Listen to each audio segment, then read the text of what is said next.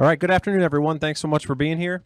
Excited to have a few special guests with us today that have a few nice awards to share with Jeff Gordon for all that he's done for the sport and for us here at the Speedway in Dover. So I'll turn it over right now to the mayor of Dover, Robin Christensen. Thank you. It is with great honor that we name Mr. Jeff Gordon an honorary citizen of the city of Dover. This honor is bestowed upon individuals who are admirable, of good character, and worthy of distinction. Delaware has looked at Jeff Gordon as one of our own for more than 2 decades, and the city of Dover has embraced his ability to master the Monster Mile at Dover International Speedway. It is our hope that this will always be a place that Jeff Gordon and his family feel welcome and call home. Jeff, this is my daughter, Kate, and your #1 Dover fan, Ann Rowe. So we'd like to present this to you. Thank you. All right, Really, really kind of too much. Thank you very much. let's take a photo. All right, thank you, Mayor. Thank you so much. You're welcome. Appreciate that. You want me to hold on? Yes, sir. Thank you so much. Great to have you here. Thank you. Thanks. I'll take that for you.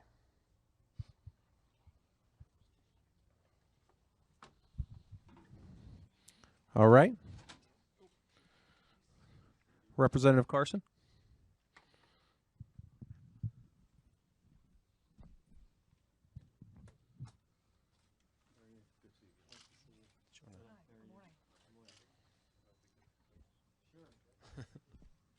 Did you want to hold that? All right, we're next joined by Representative Bill Carson, who's got a special presentation for Jeff as well. Thank you and good afternoon. It's a pleasure to be here at Dover Downs International Speedway and the Monster Mile. On behalf of the 148th General Assembly of the State of Delaware, a tribute to be presented, Speaker of the House of Representatives concurring. Be it hereby known to all that the House of Representatives acknowledges Jeff Gordon, his full-time racing career from 1992 to 2015. We recognize this outstanding individual for his remarkable NASCAR racing career with Hendrick Motorsports in the number 24 Chevrolet. Jeff has won Series Cup championships in 95, 97, 98, and 2001. He has a special connection with the Monster Mile fans in Delaware, as he was sponsored by DuPont for many years. At Dover International Speedway, Jeff has an impressive record with 5 wins, 4 poles, 18 top finishes, and 26 top 10 finishes. We bestow our best wishes for successful future endeavors to this amazing champion of NASCAR. The House of Representatives extends sincere appreciation and congratulations on this tribute to be presented on this day of October 2015, and is signed by Speaker of the House Pete Schwarzkopf, myself, Bill Carson, State Representative from the 28th District, and the entire members of the General Assembly of the House of Representatives of Delaware. Jeff, thank you. Thank you for not all you've accomplished in your career, but all you've done for Dover, Delaware, and the fans in Delaware. Thank you, sir.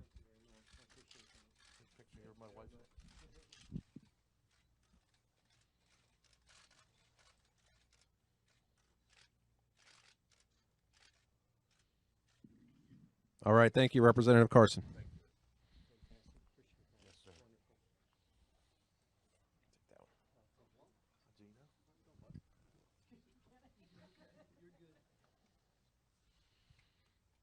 All right, next up, Senator Bushweller.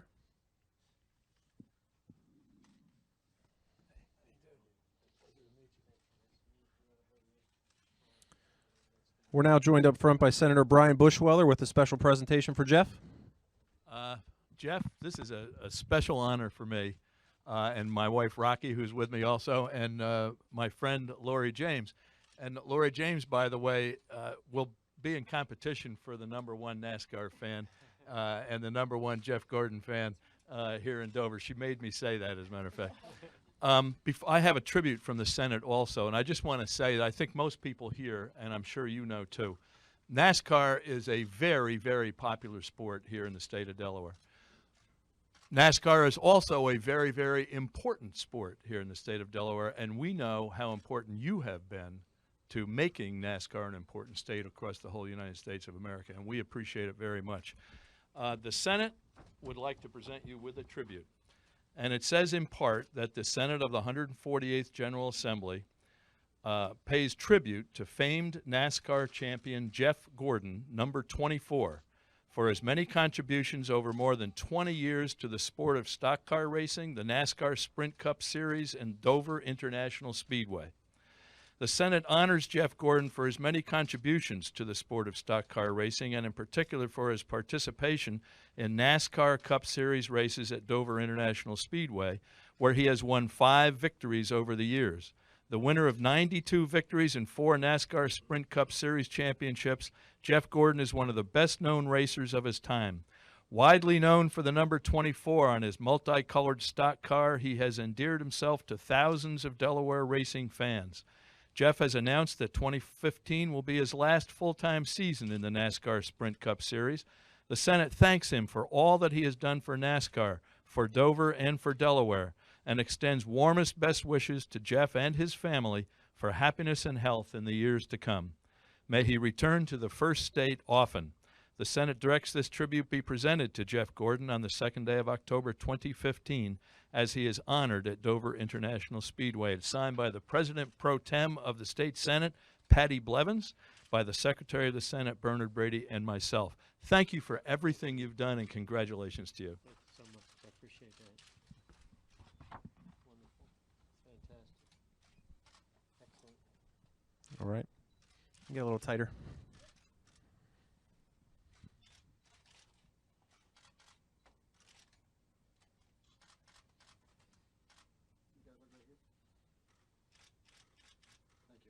All right. Thank you, Senator. Very much Thank you very appreciate much. it. Yeah, Thank you we so appreciate much. everything you've done. Well, we love coming here. NASCAR is very important to Delaware, and you helped make it that way. Thank you. I appreciate that. great. And, Thank you. and fans like her. That's right.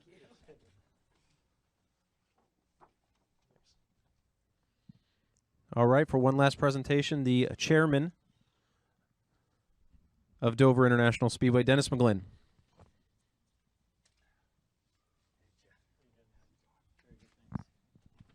Well, I'm almost, can everybody hear this?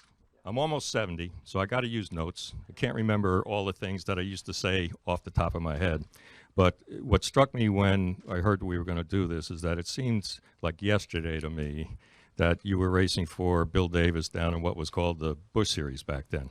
And now here we are, 92 wins, 4 Cup championships later, and you're getting ready to hang it up and go to the TV booth. You certainly were a great competitor and a great champion for NASCAR, and I know you're going to be a great addition to the Fox team as well. Everybody should know that Jeff has achieved really elite status here at Dover. In the 48 years that we've been racing here, there's only been 5 drivers who have won 5 or more races here at the Monster Mile. That's Richard Petty, that's David Pearson, that's Bobby Allison, that's Jimmy Johnson, and you, Jeff. But you have set yourself apart from that pack even by becoming the first one ever to win 5 races, both as a driver and as a car owner. So you're well ahead of the pack in that regard. Now, all season long, tracks have been giving you stuff and honoring you and thanking you for all that you've done for our sport. And this being the 29th race of the season made it pretty difficult for us to come up with something different to do. So we sat down and we thought about who you are, not just as a driver, but as the leader of really what has been one of the most successful race teams in NASCAR history. And we've seen you constantly in victory lane, acknowledging and sharing your victories with your team. And knowing who you are, we knew that you would embrace this opportunity to recognize your team for all the support and dedication that they've provided to you throughout your career, but in this case, particularly here at Dover. So with that, we'd like to present you and your team with, if you turn around, there's going to be 80 Monster Mile trophy replicas. 90. And each one of your team members are on there. They're individually named. And it reads, in this case, presented to Jeff Gordon. This is a quote from Vince Lombardi. The achievements of an organization are the results of the combined efforts of each individual. So thank you for everything you've done. Good luck to you in the rest of your career.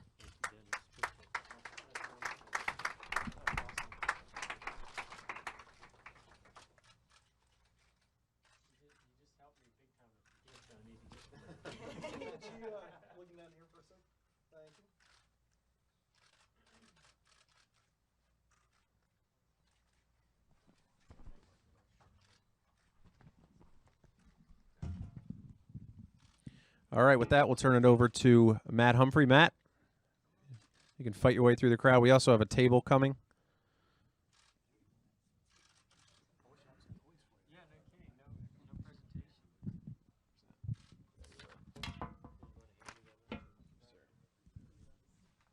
Well, let me just first say thank you as we're getting this table in here.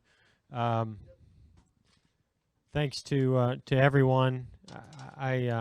You know, it's one of these kind of lazy, rainy days where we're all waiting for it to stop raining so we get on track. And I'll be honest, I was not fully prepared for this and these presentations. This was a surprise and a much appreciated one. So thank you very much to everyone for. Wow, this is quite a setup here. I must say that I told Dennis this, that, you know, in a year where I've been given a lot of great gifts, I'm also trying to figure out what to get the people that mean the most to me, that have worked so hard over the years, particularly the team members. And Dennis, you guys just helped me out a lot. So these guys are going to appreciate this very, very much, especially the Monster Mile Trophy and Miles and their names being on it. I hope that my last victory didn't come last year. I really hope it comes this year here at Dover, and maybe one more at Homestead. If we could do that, that'd be fantastic. So this means a lot. This is very special. Thank you, Jeff. Thanks again for joining us. And you know, you mentioned that you won this race last year to clinch your spot in the next round in the chase. What's it going to take for a repeat performance in the AAA 400? Yeah, I've always enjoyed Dover, and you know, especially with these presentations that just occurred, it does remind me of how much Dover and the state of Delaware has meant for me personally, for our team. You know, coming here to Wilmington every single year, visiting with all the employees at DuPont, that was, you know, our sponsor for so many years, and even Axalta now, you know, that's really the same company, just a different name, and you know, it's always special coming here. And then when I see the success that we had, you always want to have success in your sponsor's home and backyard, and we did that from the beginning, and it always made coming here that much more special. So, you know, last year was really memorable to win this race. My family was here. I had friends that were here. It was a great day. We didn't have to win that race in order to move on. We needed to have a solid day, and I feel like we're in a very similar position, you know, this weekend. But we would love to come out of here with a win. I think it just does a lot momentum-wise, confidence-wise, for the next round and for trying to win this championship. Good deal. We will now open the floor up to questions. Now, I apologize to the folks in the back. I may not be able to see you, so raise your hand really high. We'll get a wireless microphone to you. We'll start in the back with Joseph, and then we'll work our way around. Joseph Walken, frontstretch.com. A lot of people have been wondering about where the next generation of racers are going to come from. How do you feel like it's different from when you were coming up through the rankings in the early 1990s? Well, I mean, what I love about NASCAR, and I had a conversation earlier today talking about my first time I ever went to Charlotte and was pursuing stock cars. I didn't know a lot about stock car racing and racing cars with full bodies on them when I you know, was racing sprint cars, and the Midwest and growing up in California, but I was in awe of it immediately. I knew that this was for me. The first time I traveled to North Carolina and went to Rockingham, saw that track. I saw Charlotte Motor Speedway, and when I got behind the wheel of that stock car on those high bank tracks, being on ovals especially, I was just so drawn to it, and I knew it was for me. So, the great thing about that is that it doesn't matter where you come from or what kind of racing you grow up on, other than I think it needs to be oval driven, but it doesn't have to be a stock car. It doesn't have to be a big, heavy, car that's racing at the same tracks or similar tracks, similar cars. It can be open wheel sprint cars and midgets, and it can be go-karts. It can be all kinds of different paths that get you there. But what I love about NASCAR is that we have a sport in which talent is the biggest overriding factor of hiring young drivers.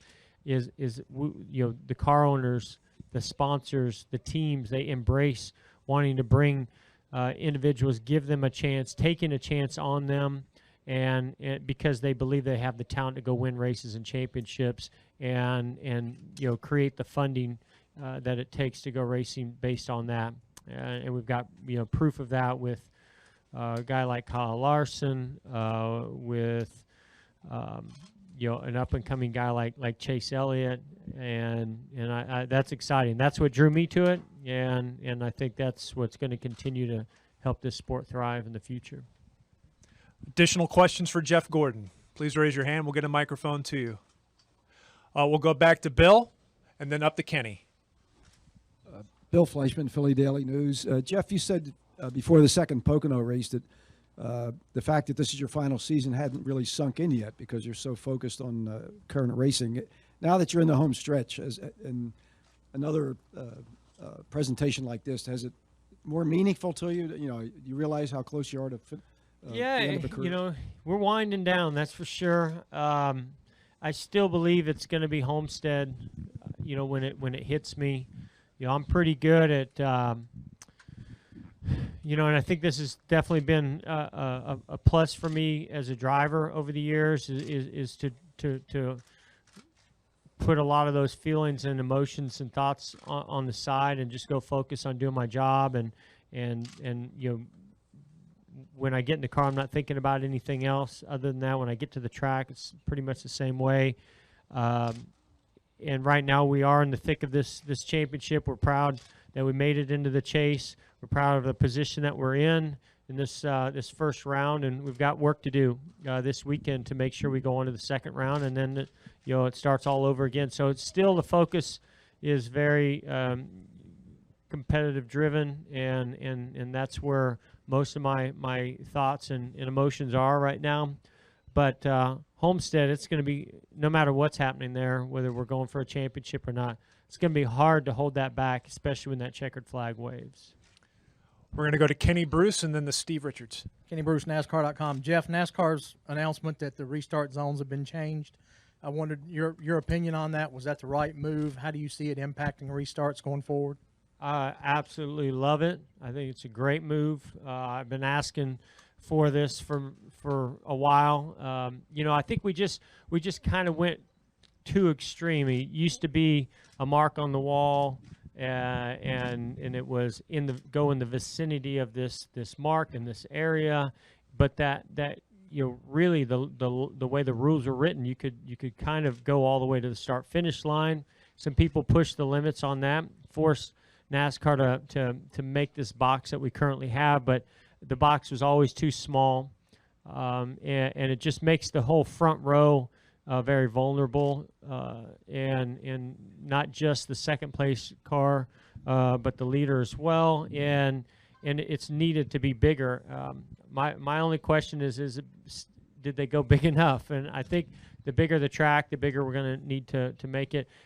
I did a study with my team last year on this whole restart box, and my engineers did all the numbers, and at pace car speed, the average time that you were in that box and had time to react to a restart was barely over 1 second.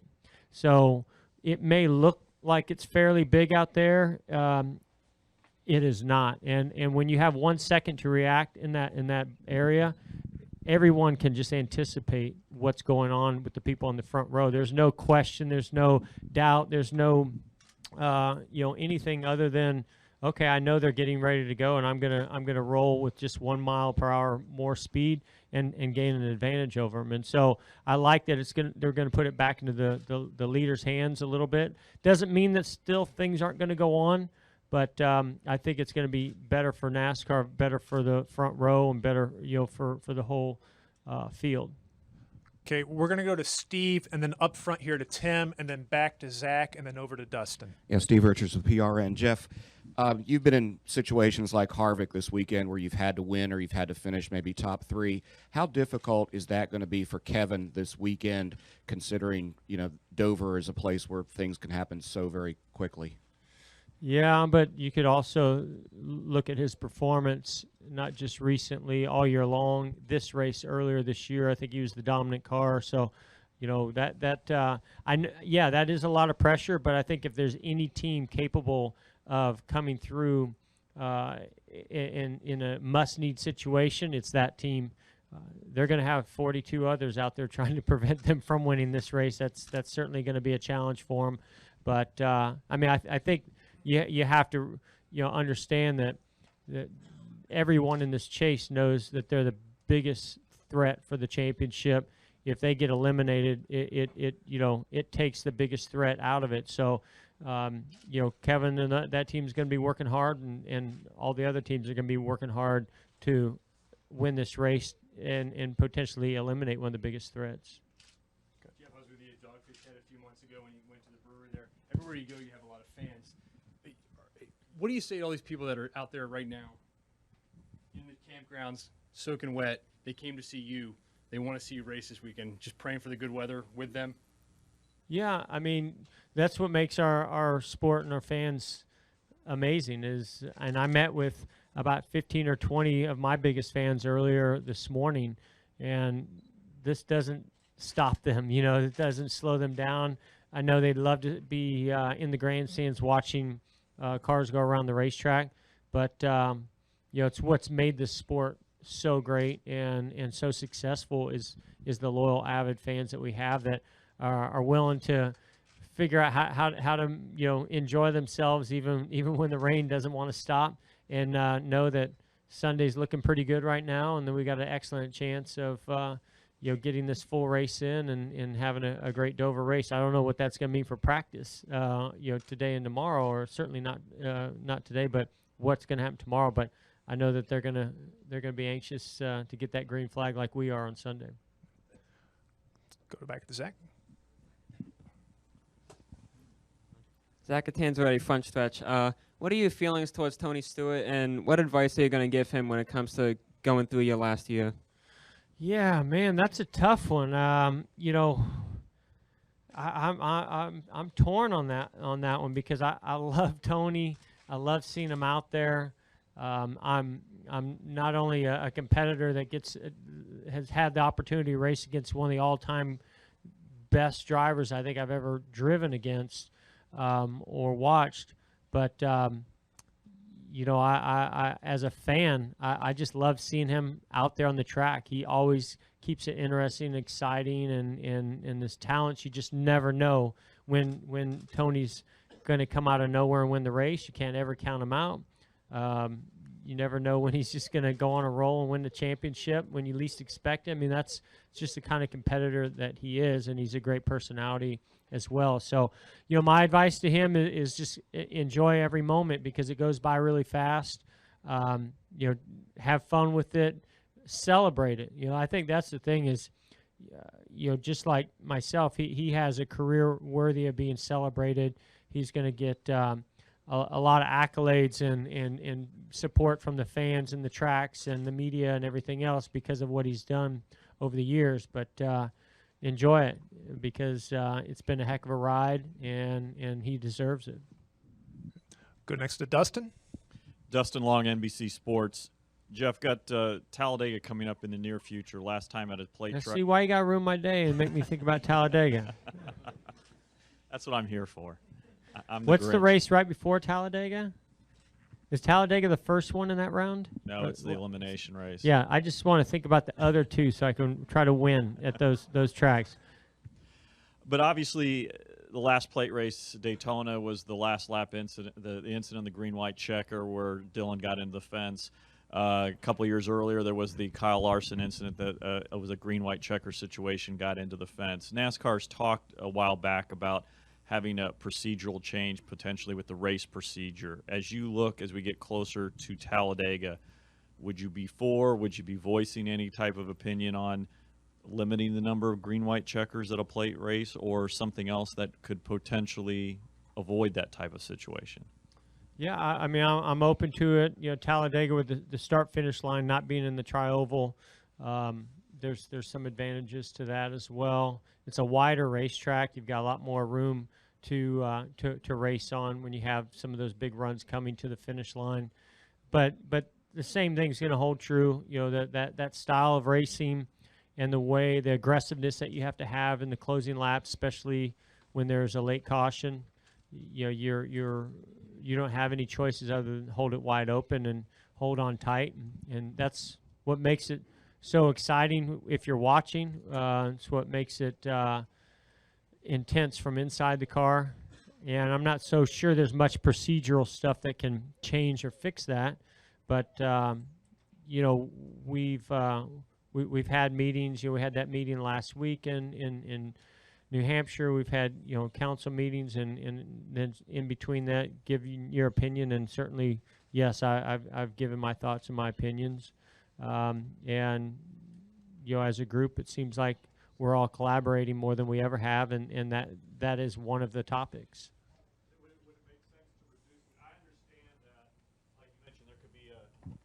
I understand there could be a late caution, and the same situation can happen.